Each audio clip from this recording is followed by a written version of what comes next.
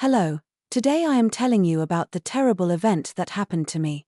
Don't forget to write in the comments where you watched it. Now let's move on to the story. I was just a little girl, maybe 7 or 8, and our house was old, creaking floors, narrow hallways, and a closet in my bedroom that I was warned to leave closed. My mother never said why, she just shook her head and told me some things were better left alone. But as a child, curiosity has a way of climbing inside you like ivy on a wall. My plush toy, a ragged little bear named Thomas, was the one thing I felt safe with. He had a crooked smile and soft, worn fur that smelled faintly of lavender and my mother's perfume, something comforting that made the dark corners of my room seem less frightening. It was a rainy evening, the kind where the shadows in the corners stretch and twist, and the wind taps against the window like fingers drumming impatiently. I had just finished dinner, and my parents were busy with chores. I remember curling up on the rug with Thomas in my lap, the fire in the hearth barely flickering as the room grew darker.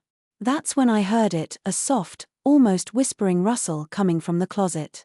My heart thumped in my chest, a mix of fear and curiosity. I told myself it was nothing, just the wind or the old house settling. But there was something different this time. The sound was steady, like someone breathing slowly, deliberately. I clutched Thomas tighter and tiptoed closer. I knelt in front of the closet door, my small hands hovering over the knob, and for a moment, I considered running to my parents. But then I felt Thomas against my cheek, his threadbare paw pressed to my skin, and a strange sense of calm washed over me. I opened the closet door just enough to peek inside. At first, there was nothing, just coats, boxes, and the shadows that stretched long and strange in the dim light. Then, I saw a pair of tiny eyes staring back at me from the darkness, and I froze.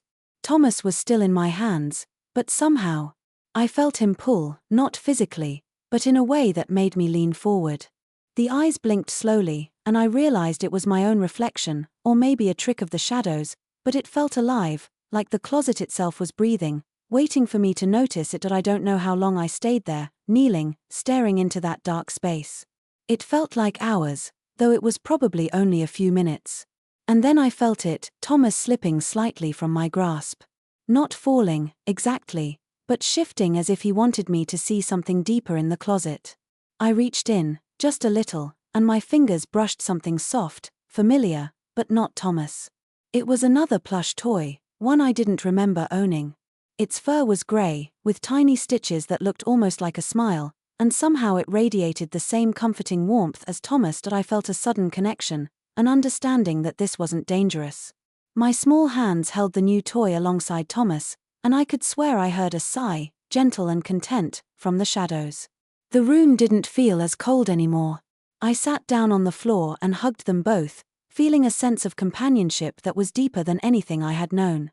The rustling stopped, and the eyes in the closet seemed to retreat, leaving only the soft darkness. For a long time after that, I would sit in front of the closet with Thomas and the new toy, feeling a strange kind of peace.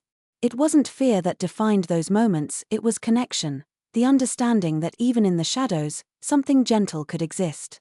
I never told anyone about the grey plush, not because I was afraid, but because I understood, in my small, childlike way, that some experiences were meant to be private, like secrets shared with the heart rather than the world. Years later, I still remember the smell of that old closet, the feel of Thomas's paw against mine, and the quiet presence of the other toy.